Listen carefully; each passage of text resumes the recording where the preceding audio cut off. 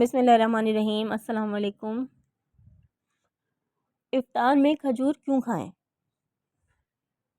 آپ جانتے ہیں کہ افطار کھجور سے کرنا کیوں بہترین ہے؟ آئیے جانتے ہیں۔ پورے دن روزہ رکھنے کے بعد ہمارے جسم کو فوری توانائی کی ضرورت ہوتی ہے اور کھجور قدرتی شوگر کے ذریعے فوراً طاقت فراہم کرتی ہے۔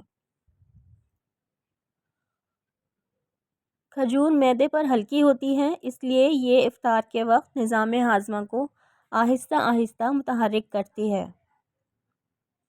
اس میں فائبر، پوٹاشیم اور آئرن موجود ہوتے ہیں جو کمزوری، چکر اور تھکن کو کم کرنے میں مدد دیتے ہیں۔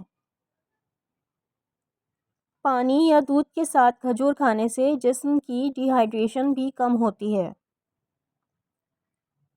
اس رمضان افطار کا آغاز کھجور سے کریں، صحت بھی پائیں اور برکت بھی، اور سنت پر بھی عمل کریں۔